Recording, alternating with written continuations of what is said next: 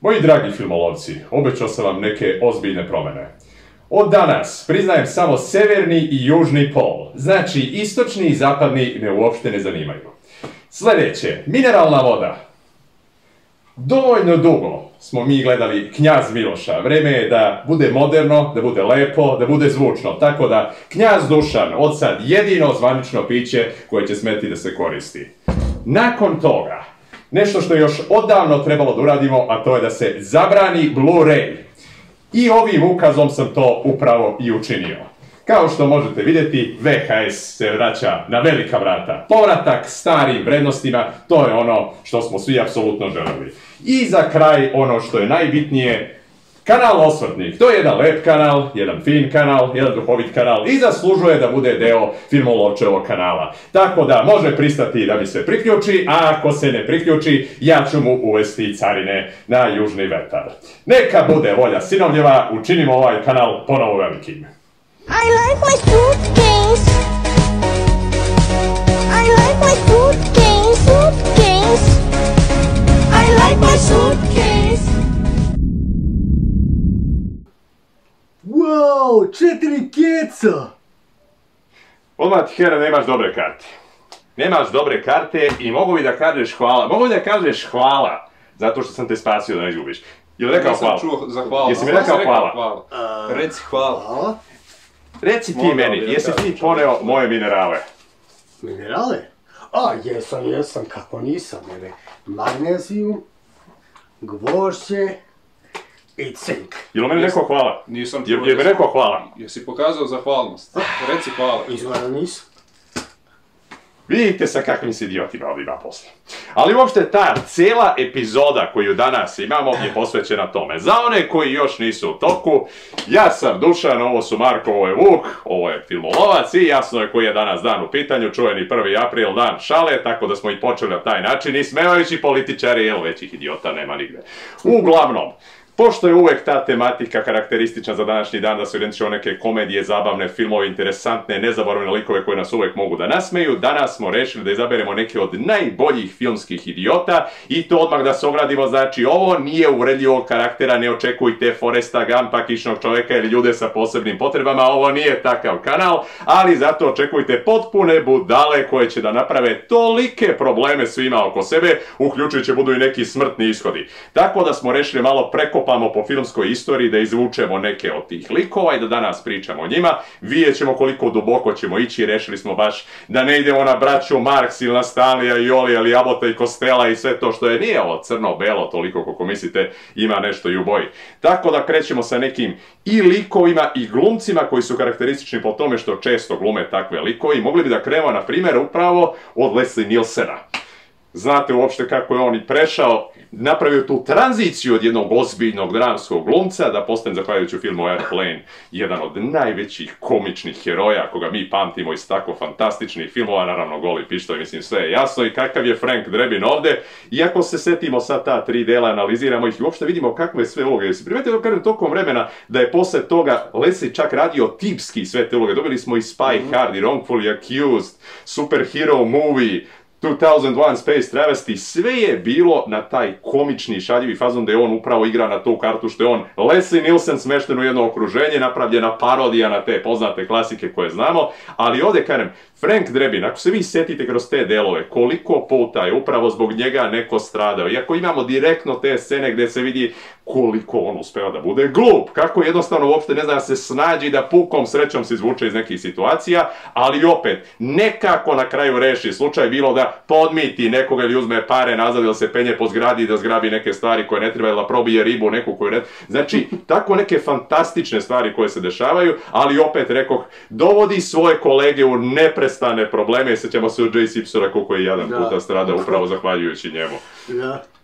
Norbert, koliko je, zahvaljujući njemu, bolje Siroti prolazi. u svakom od tih delova. Ali kažem, ako uopšte vidimo i kako su negativci prošli, ili koliko puta kad je neko pokušao da ga ubije, kako slučajno suštinski strada zahvaljujući njegovoj smotanosti. Naročito ona čuvena scena sa crevom kada je bilo. Mislim, to je fantastično. Generalno da, završi se dobro po njegovu karijeru, ali ne toliko dobro po ostali likove. Dobro, Frank Drebin je zaista, ono, da kažem, ikoničan jedan lik u Upravo. svetu komedije i uopšte Leslie Nielsen kada je prešao na komedije, on je i nastavio jedno kratko vreme, da kažem, sa tim dramatičnim ulogama i u hororima kao što su Creep Show i Prom Night s početka 80-ih, ali on je polako skroz prešao u vode komedije i onda je ovo, da kažemo, ta neka uvodna faza gdje on probio se, ali mislim zaista sa punim pravom može se reći da je ovaj lik tog kapaciteta koji menja karijeru. Spy Hard, The Agent Big Steel, i kad se setimo svih njegovih avantura.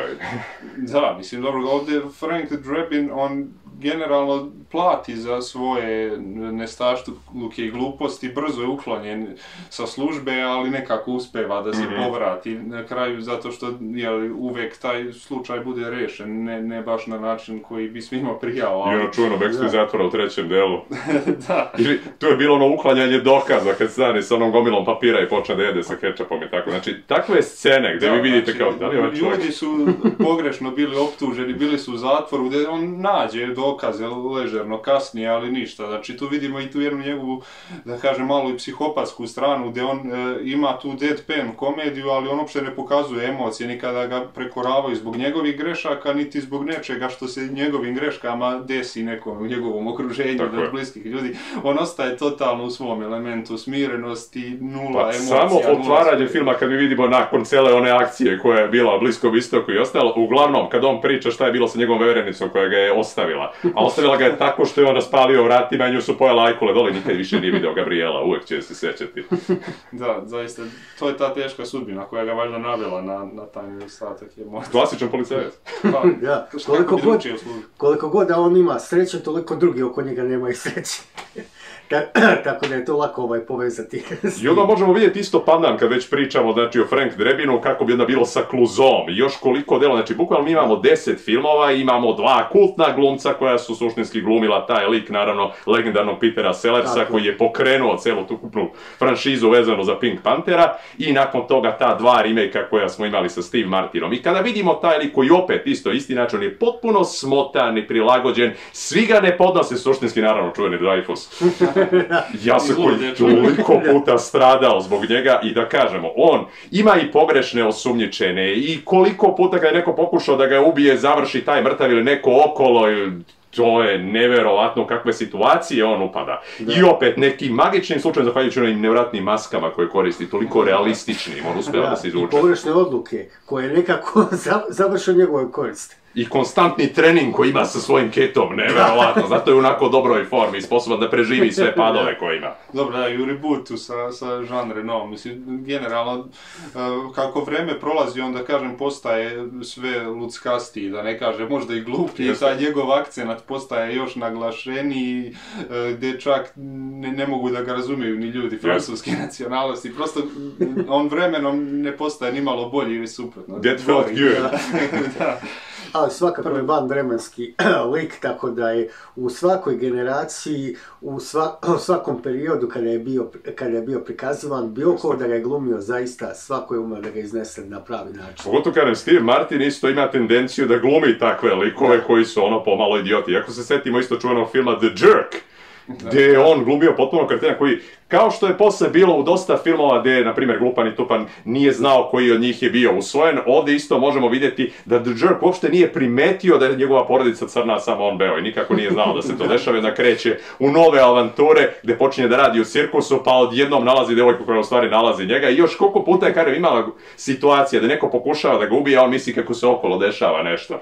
Kao što je ko gađa, da se ovo puklo, šta možda bi trebalo popravimo ovo i tako. Neverovatne, Karev, i... Da dobije malo tu uniformu, izgubio to klasično, svoj kaput i te maske, više je postao uniformisan, ali ne znam, s obzirom da je Martin izašao svež iz tih uloga, meni je nekako možda i omiljen. Mislim, to sam i prvo pogledao, ali dobro, sigurno će svima Sellers biti klasičan zbog broja filmova. Jasno.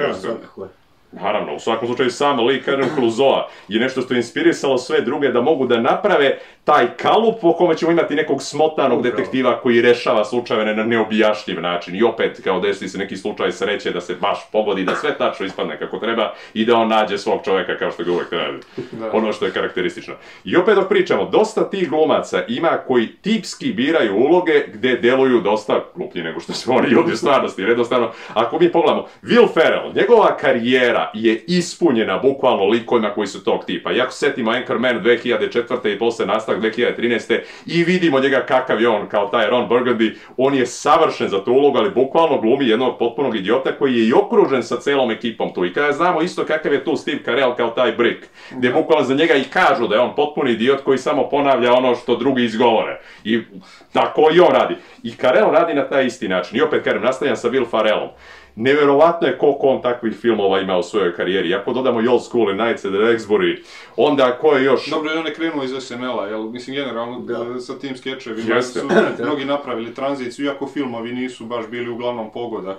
Šta više, bili su mis što se tiče filmova po tim skečevima, ali ovi koji nisu bili urađeni, zaista, ne znam, perfektan. I ako dodamo tu da je on bio u Zoolanderu 1 i 2, i opet, znači imamo, jeste bogatu, imamo isto čoveka koji je stvorio Zoolandera i onda se odmah prebacimo na Ben Stillera koji isto karakteristično pravi takve likove i sjetit ćemo se kako je bio ta 2 dela i naravno Tropic Thunder isto, fantastičan kao Pike Speedman, to je nevjerovatno. I to je zaista tip uloge koji njemu savršeno odgovara i zato se je toliko dobro pokazao upravo baš i u tim filmovima.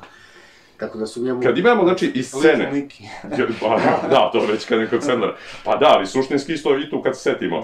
U Happy Gilmore, kako je se tu pojavio, kad je bio onaj lik što je maltretirao njegovu baku, što je radio tamo u staračkom domu. Znači, on uvek glumi bukvalno neke idiote. Ali, kažem ovdje, Zoolander je primer nekoga, znači, ko ono bukvalno ima 1% mozga i 3% masti. To je ono što moramo da naglasimo ovdje. Znači, ako vi vidite sve te situacije u kojima se on nalazi i šta on sve radi, ona čuvena scena kada se posipaju benzinom na onoj pompi. Da, moramo ipak da kažemo da je to prevoljčano. Da je i tih... Nisu svi modeli takvi baš. Da, ali i tih 1% mozga je za njega previše, to su da reći. Uglavnom, kada se setimo, znači, i Blue Steel i Magnum i sve, znači, to su ti fantastični pogledi koje samo zna on da izvede. I onda još kad mu dodamo Owen Wilson koliko savršeno tu kao Hansel parira tome, to je neverovatno. Kako mu odgovaraju fantastično. Kane, svaka od tih scena, vi se pita, ko rečenica što je bila kao fajlovi su u kompjuteru. Nisam se jedan razlupa kompjuter, to je fantastično, Karen. Tu uopšte doći da takvu ideju da vi bukvalizujete određene scene i on takav i jeste tokom svih delova koje mi pratimo. I uopšte, Karen, kad upada u sve te nevolje, kada ga jure negativci, kad se radi to reprogramiranje mozga, ako reprogramiranje mozga, šta je to sam reprogramira, mislim. Ali zaista... Modeli rade kako im se kaže. Bukvalno, tu je ismevana cela ta modna industrija, ali na taj način da vi uživate u svakoj sekundi koliko to može da bude glupo, a opet originalno. I da vam ne bi palo na pamet da nešto može tako. Ja toliko je glupo, da, objašnji da čak da imaju poseban lineage, ima Adam i Eva i treći entitet koji je stvario. Zahvaljujući drugom delu što je proširena ta priča. Znači u ovim filmovima imate mnogo komedije, uključujući i scenu orgije u prvom delu, kao i gomilu gluposti koje glavni likovi izgovori u urade u toku filma, što mi duše podsjeti, pa i aktualni američki predsjednik se pojavio u tom filmu, tako da se sve... Ima smisla, čak je tu debitovala i supruga, što je bilo, tako da... Da, ima tako neki. Ali, naravno, nećemo o politici. Da, pošto pričamo o idiotima, nećemo o politici. Druga je. Nek bude. Uglavnom, pošto kažem, u to vreme isto, kad je bio popularizovan, znači Zoolander 2001. naravno, tad je bila ta čuvena poznata franšiza koja je krenula Scary Movie, tako da isto i tu se možemo fokusirati na dosta likova koji su bili potpuno idioti, ali naravno, kod mene je su uvek posebno isticao Shorty. Jednostavno, Marlon Wayans u toj ulozi, on je stvoren za takve scene i kažem i oni koji se još sete kako je bilo za Don't Be a Menace ili Trula čula, na primjer, taj film. I sve to dok je bilo nadograđeno sad na ovaj lik koji je potpuno nadovan i izgubljen i imate scenu dok bukvalno ubica ubija sve njegove prijatelje oko njega, on oduševljen kako je to lepo odrepovao onda pored njega. I sve ti situacije kad nekome drugome namesti, on kad gurne Cindy i ostalo. Da, ali da se kojim slučajem on pojavio u filmu Vrisak, to bi bio najkraći film ikada. Bukvalno. Sve rešava čovjek. Ali koliko njemu tipski ovo stoji, to je nevjerojatno. Svaku scenu u filmovima Scary Movie je on kupio, bukvalno je oko njega se sve vrtelo. Čak i ako je neko drugi bio u kadru, uvek je on bio taj koji je svaku scenu, svaku foru znao da preuzme na sebi i da pokupi. To je bilo fantastično. I nastavio je, kažem, i dalje, posle Haunted House, što je bilo White Chicks, sve taj stil koji je, ali opet Shorty, jednostavno lik koji je bio stvoren za njega, pogotovo scena u drugom delu kad bude namotan i zapaljen i gori ona frizura, ali što uopšte ima da se kaže za nedostatak mozga kad imate scenu gdje bukvalno se otvori glava da je bila parodija na Hannibala i vidite unutra ovog Beetlejuice kako ovo je vaš mozak na drogama. Da, on je najmanje bio ugrožen od svih likova iz Screama, zato što je nekako uspio da ostvari tu konekciju sa ubicom najviše kroz droge koje su u boomu bile tih 90-ih i nije slučajno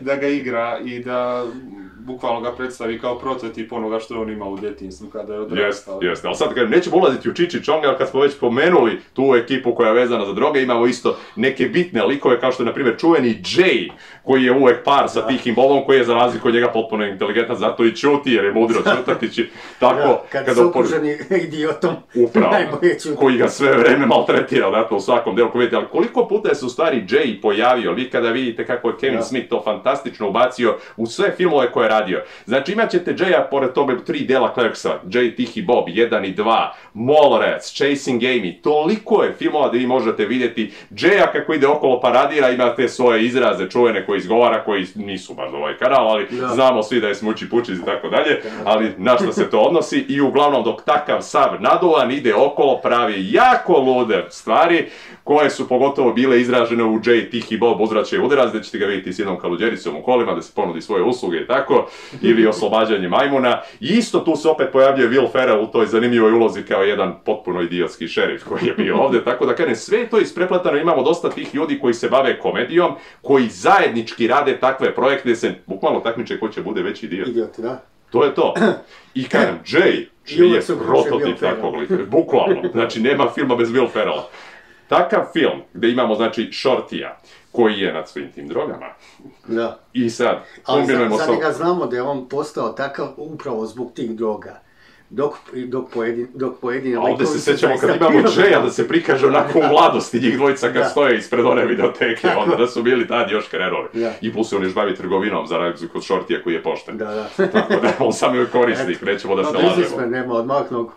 I kad smo već kod tih uticaja koji su tu, kalni smeh i izraze lica i sve. Gdje imamo te droge koje su ubačene, možemo se odmah setiti, ima Murluka, i znači imamo ta čuvena 3 dela, Zach Galifianakis kao Alan u toj nezaboravnoj ulozi, gdje celokupna priča se upravo i pravi zbog toga što je on toliki idiot koji svima ubaci drogu za sve. Tako da imamo, radnja se upravo vrti oko toga što je on njih nadrogirao i nakon toga izgube pamćenje, imamo ta 3 dela gdje uvek traže nekoga ko je nestao i upadaju u veoma velike nevolje, bilo da ih juri ili mafija ili Tyson sa svojim tigrom ili ko zna šta već, dok tek onda shvataju ko je odgovoran. I naravno tu je odgovoran Zach Galifianakis koji generalno uvek glumi takve likove i opet naglasit ćemo due date, on Robert Downey Jr. gdje bukvalno imamo Alana prebačenog u ovo okruženje sad gdje treba da prospe pepeo svog oca, a ovaj jadnik treba da stigne na porođaj svoje žene i mora da bude zaglavljen sa njim u kolima u stilu automobili, vozovi, avioni. Uglavnom, to je bilo sjajno kad imate tu kombinaciju, pogotovo to ludilo koje posjeduje u sebi Galifianakis koje ste mogli vidjeti i u drugim filmovima. Opet isto, gdje je bio zajedno sa Barryem, Dinner for Schmucks, gdje je isto bio Steve Carell, njih dvojica, taj odnos, gdje on njega hipnotizuje. I opet, sad ubacujem sad Will Ferrella, gdje je bilo kandidatura kad su se kandidirali. Znači, zaista, cijelo kad kombinujete tu ekipu, ne zna se ko je veći idiot. Upravo. Bukvalno razmišljate. Zaista, ali kada uzmemo u obzir, da, također je i u Due Date režirao isti režiser kao i filmove Murluk. Tako da ako ste volili filmove Murluk, ovaj film će vam se također dopasti jer je zaista neverovatno, fora za forom. Ali ono što je karakteristično jeste Zach koji ovdje glumi Ethana, ovdje glumi Alana, prosto mi deluje kao da je zapravo film Due Date nastavak na Murluk, jer u trećem delu Alanov lik ostaje bez oca, a ovdje već u startu znamo da je ostao bez oca. I nosi pepeo. I nosi pepeo. Znači ima logike. Upravo. I svaki put sticajem nesrećnih okolnosti koje se uvijek dešavaju srećno po njega, a nesrećno po druge, u ovom slučaju Roberta Downeya Jr. koji gubi živca, a pogotovo ona scena kada dolazi Jamie Foxx i poziva ga u svoja kola i u jednom trenutku pokušao da se smiri, da mu kaže ipak žena mu se porađa, treba da misli o svojoj karmi, o svom detetu i da oprosti svom prijatelju koji ništa namjerno njemu nije zgrešio. Onda ga pozove i onda kad mu je on prišao, rekao mi je, u redu, sad sam smiren. U redu, kad ćeš da mi se izviniš? Mamore, nosi se. Posjeća nekog što traži, mu se zahvale. Upravo, to je to. Nevjerovatan lik.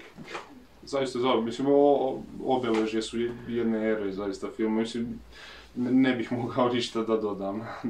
Uglavnom, kažem, kad već ulazimo u one koji su bili pod utjecajem nečega, da onda pomenemo i neke koji jednostavno su prirodno takvi, kao što je, na primjer, Mr. Bean.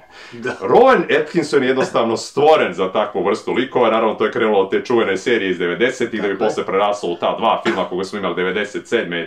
i 2008. Fantastična dva filma i jednostavno tu vidimo tu njegovu dozu otkačenosti gdje imamo tog čoveka koji se apsolutno ne uklapa ni u šta oko sebe, a svima pravi problem svojom sopstvenom pojavom. Bilo da je u nekom zabavnom parku gdje će da potpuno poremeti nešto, da ljudi ispadaju iz sedišta ili da uništi u kuhinji dok se priprema obrok, ili naravno čuveno umetničko delo koje uništi potpuno. To je fantastično za gledanje. I naravno posle u drugom delu još bude bio Whistlerova majka bude optužen i za kidnapovanje deteta i onda cijelo, znači sve gdje je on umešan, nešto se loše dešava, ali nije to da on to želi ili da je pod utjecajem nečega. Takav je. A nevjerovatno je njegova moć snalažljivosti. Od čega? Od koca i konopca, što bi se reklo, od igla i konca, od makaze, papira, bilo čega se on dohvati. On se snađe da situaciju koja deluje loše, makar zamaskira. Ako već ne može popravi. Tako i Rowan generalno tako i radi, znači likovi koje on bazira na tome, to imamo Johnny English posle serijal koji je posle živeo upravo zahvaljujući tome. Šta smo mi dobili? Mr. Beana, James Bonda, to je ta kombinacija koju imamo. Mr. Bean koji govori. Bukvalno. S tim što je za razliku od lika koga glumi, zapravo Rowan Atkinson, veoma inteligentan čovjek, što je zaista nevjerovatno koji je zapravo oksimoron za njega glumiti takvu ulogu. I možemo mnogo puta vidjeti da bukvalno ono što radi Johnny English u nekim delovima podsjeća ono što je radio Frank Drebin. Čak su neke scene reciklirane, znači možemo vidjeti šta je bio uticaj za nastanak lika. Šta je bilo opet nekako da kažemo od Mr. Beana koji je luckast za sebe i koji najviše strada, ovdje opet su oni kao neki ljudi kojima je poverena tuđa bezbednost odgovorniji što zbog svoje gluposti, da kažemo, toliko ljudi strada. S tim što možda za neku mali procenat je Johnny English i od klasičnog prototipa glupog detektiva i pametnije, jer on baci neka saznanja, neke poteze koje ne bismo očekivali, ali obično su u pogrešno vreme ili nedorečeni, tako da, ne znam, on je uspio da postane i ser, da i vitez, bio je kralj engleski, na jedno vreme kratko. Bukvalno to sve u jednom kratkom vremenu, ali njegova predominantna osobina je da je on više Mr. Bean nego James Bond, zato se uvijek vraća, odnosno resetuje na taj nivo početni, od koga počinje. I opet on ima lice za takve scene i za takve filmove i Trku pacova ćemo isto dodati ovdje i znači, kakav je to bio kao taj narkoleptičar, on je bio fantastičan. Za italijanski akcent. Prosto gumeno lice, jednostavno sposoban za te transformacije koje malo ko može da ponovi. I kad smo kod tih transformacija, znamo isto jednog čovjeka koji je majstor transformacije lica, naravno Jim Carrey, i njega ćemo isto pomenuti, koji isto često glumi takve likove koji su potpuno ludi, nezavisno da li on često Ace Ventura ili Cable Guy, ali jasno je film koji mu je obeležio karijeru i tu 94. godinu Glupan i Tupan, da imamo dvojicu najviše neinteligentnih ljudi zajedno spojeno ovdje i da se takmiče koji u stvari ispada gluplji, ko je ovdje veći idiot, to je ostalo pitanje za generacije koje nikad neće biti rečeno. Imamo ta dva dela plus taj čuveni kad je Harry sreo Lloyda, opet koji neću mnogo računati pošto tu ipak nije bio Jim Carrey, nije bio Jeff Daniel zajedno sa njim. Ta kombinacija i kad se setite svih scena i šta su sve oni uradili od toga da prodaju mrtve papagaje dečacima koji su slepi, nakon toga da ubiju čuvenu sovu sa onim pampurom, jeste, iz šampanjca, do toga da dođu do Mike Stara koji inače isto bio gost na ovom kanalu i koga bukvalno ubiju na taj način što mu nisu ni dali tablete vreme, ali ne zaboravite isto i najiritirirajući zvuk koji stalno proizvodi Jim Carrey sa sobom. Fantastično. Drugi deo koji će tek pokazati do kog nivoa gluposti su oni došli, ako pogledamo na to da je se jedan pravio 20 godina bukvalno, da je hendikepiran invalid koji je katatoničar i ne može da govori, da se pomera, čisto radi fore, da bi se film završio sa tim da je vezano za presađivanje bubrega koji na kraju završi kao šnicla. Fantastično, jednostavno to je toliko originalno i ovdje baš imamo primjer da znači Harry je bio taj koji nije znao u stvari da je usvojen, pošto njegova porodica Kineza, kako bi on provalio. Da, mislim, generalno, da, imamo i taj isto motiv dualiteta, gdje je Jeff Daniels taj, da kažemo, možda dumb, što kažu, a Carrey je dumber. Ili obrnuto, nikako. U drugom delu je obrnuto, ne znam zašto je to tako, ali eto, prosto ni oni nisu mogli da se odluče, ali savršeno rade kao antipod jedan drugom. Jeste, imamo osjećamo se kraja onog prvog dela što je bilo, neka dva srećna momka će biti u onom autobusu s ovim devojicama. Nama će se nekad desiti, to možda ćemo vidjeti. Da, toliko su pokazani kao glupi da nema šanse, nema za njih spasa. Čak i prilazi ponovo tom autobusu i usmerava u drugi. I drugi deo kad se došao, aha, i onda gurnu ove, još bolje. Znači, ni na samom kraju, kad obično likovi dobiju iskupljenje za njih, toga nema, bukvalno. Ostaju takvi kakvi su. Ali opet, to su likovi koji su dobrodušni, da kažem, oni imaju dobro srce, jer cijela ta avantura koja je krenula zato da bi vratio kofer, koji nije ni trebalo da vrati, i zašto je se sve to desilo. I kažemo i drugi deo opet isto je bio kao s dobrim ciljem da bi spasio prijatelja i sve. To plus i Lloydova porodična situacija koja, onako da kažemo često mračna i njegova usamljenost i želja za prijatelja, oni su zaista u stvari samo dobri prijatelji, jer šta god se ispriječi između njih, oni to prevaziđu i cijel život su... I onda, pošto je 94. obavezno, moram pomenuti sad i ovaj lik koji opet nije sad američka produkcija, nego italijanska, je moram pomenuti Monstruma Roberto Benigni, jednostavno, koji je toliko dobar suštinski, ali sve oko njega deluje toliko nenormalno i sve što on radi, bukvalno proizvodi ludilo oko sebe, bilo da stigne na vreme da bi samo zavirio na onoj terasi tačno ono doba, ili kako on u prodavnici dođe da se posluži gdje treba i onda izađe 3 puta već, ali se onda sagne u trenutku kad ne treba, savršeno, bude optužen da je serijski ubica i vidjet ćete šta je se tu desilo. I Roberto Benigni jednostavno savršeni. Vratit ćemo se isto na Clouseau, jer je on bio sin inspektora Clouseau u filmu iz 93. I direktno ovaj lik koji tu vidite je malo nadogradio i posle prebacio da bude Monstrum. To je bukvalno taj isti čovjek. Larisa, ako se sjećam, jeste, Larisa. Znači, fantastično, to je toliko originalno i duhovito, ali kažem, te scene koje tu vidite, pitaće se da li je on uopšte normalan, ali pitaju se onda svi drugi da li je on i ludi normalan. Znači, fantastično, jednostavno toliko originalno. Ta 94. godina je zaista imala neke od najoriginalnijih komičnih likova koji su jednostavno postojali. Carrey se probio uz Masku i Ace Venturu sa ovim Glupanom i Tupanom. To je njegov početak. I Ace Ventura, ako pogledamo, jer on deluje normalno. Pogotovo koji je idiot u drugom delu. Pa da, to su likovi, da kažemo, na istu felu, ali opet svaki je dovoljno unikatan da nosi film i bukvalno je Carrey postao sa njima ono što je postao, taj ekspresivni komičar, over the top, neko ko drži pažnju i energiju celog filma. On je uvijek u nekom duetu taj koji donosi odluke, doduše glupe odluke, koji nalazi dijamante u ćurki i tako dalje. Da, i eto kako je faktički Carrey sam sebi prorekao dalju karijeru kada je pročitao vest da je čovjek hodao po mjesecu. Da, 5 godina kasnije. I to na licu mesta je on bukvalno improvizovao tu scenu. Nevjerovatno. I naravno onu scenu kada podmeće Harryu i onda onaj njegov zlokobni smeh koji ga je tačno preporučio za film koji ga je kasnije također isto proslavio, a to je Cable Guy. Ja, naravno. I naravno tu je toliko dobra stvar. Kad sam prvi put ja gledao kao mali sa 9 godina, meni je zaista djelovao kao da je taj film napravljen upravo za naivnu decu, tako ćemo reći, nećemo baš da upotrebimo onu drugu reč, jer bukvalno su Harry i Lloyd pokazivali upravo šta može da se desi svakom ko nema dovoljno mozga da razmisli o posljedicama svojih odluka, kao što je ona scena kada zalepi jezik za onu metalnu zalađenu šipku, ili... Što inače Daniel su radio u stvarnosti, iz čega onda dokaz, je on metodični glumac ili samo... Upravo, time je pokazao. I naravno, meni je isto omiljena scena kada priđe Mary i počne pričati o njegovom poslu i kada je pomenuo dve rase pasa koje je uspio spojiti, Bulldoga i Shih Tsua, i dobio je rasu psa koji se zove...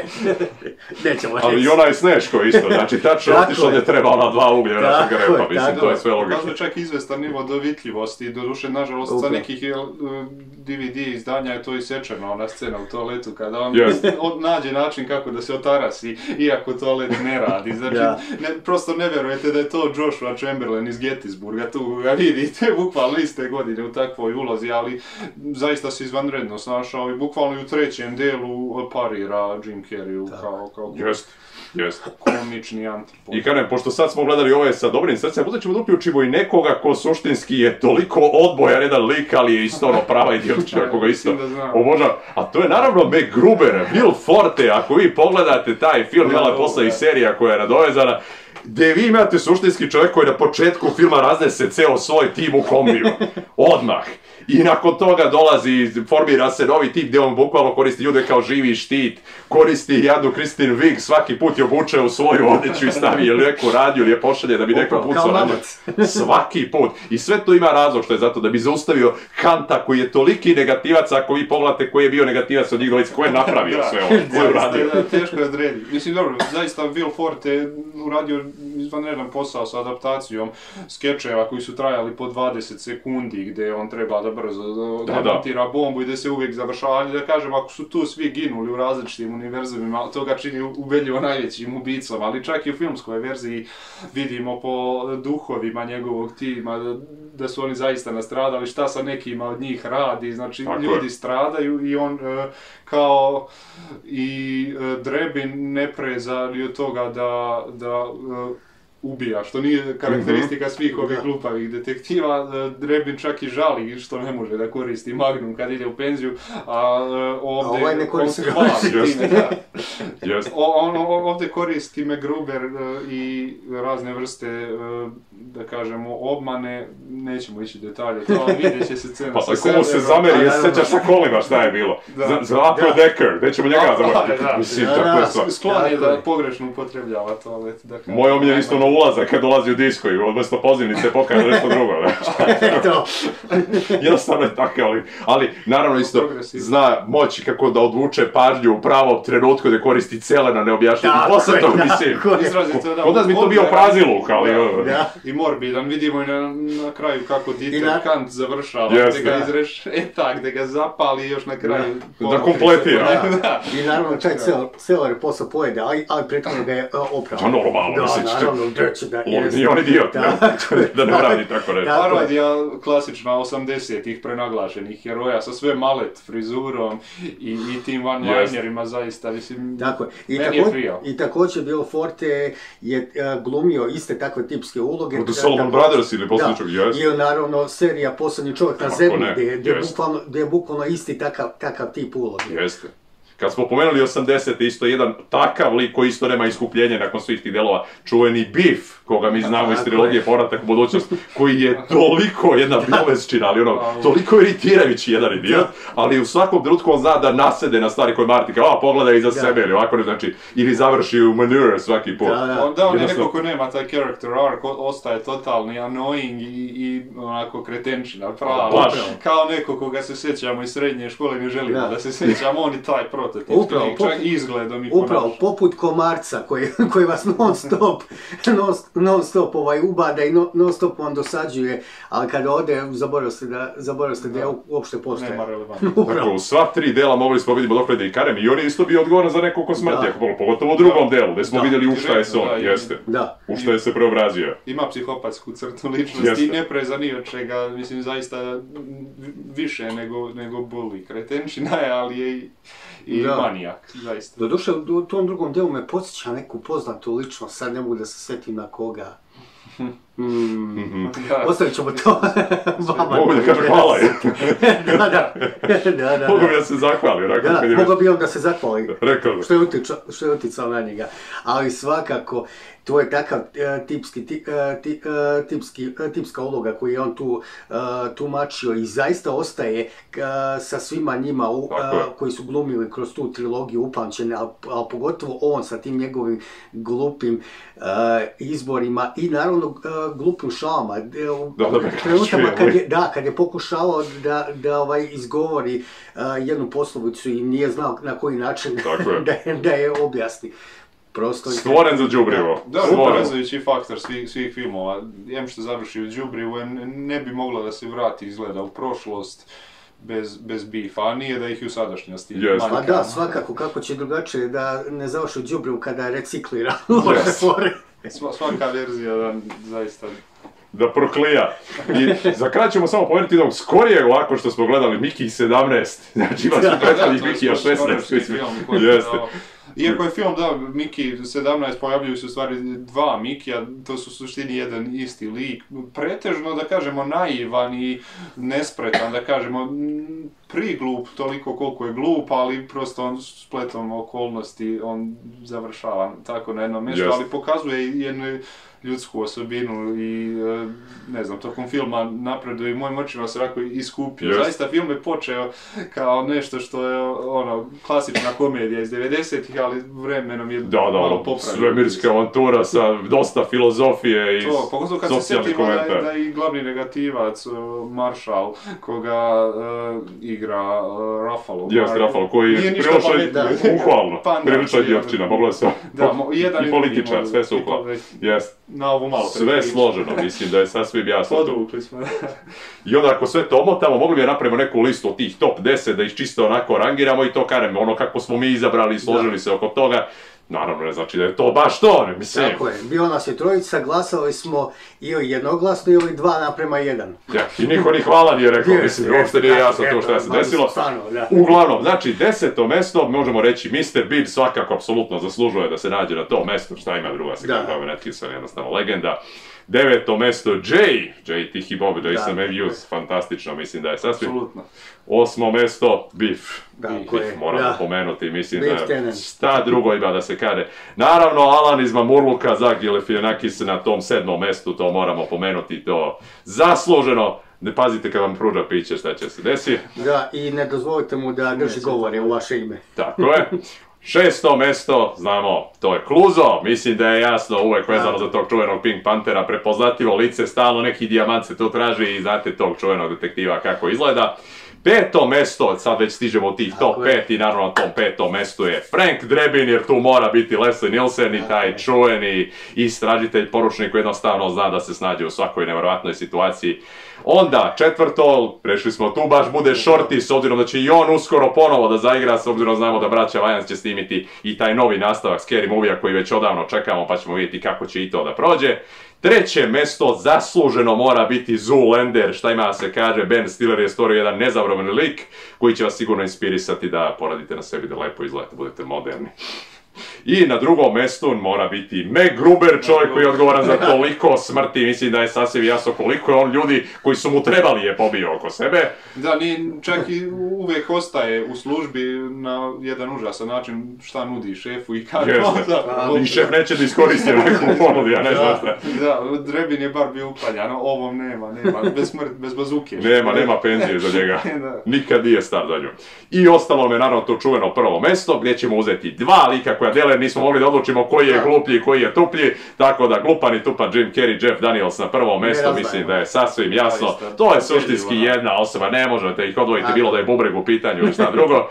Fantastično, ako pogledamo ovu listu vidjet ćemo da su to neki stvarno nezaboravni likovi, ovo su pravi filmovi koje treba pogledati u ovo vreme. 1. april, apsolutno vreme za komediju, mi smo napravili našu listu idiota, vi napravite vašu pa da vidimo koliko se slažemo, koliko dodana koga smo zaboravili, tako da eto, nadam se da ste se zabavili danas. Uživajte, gledajte dobre filmove, a mi se viđamo uskoro i srećan lov!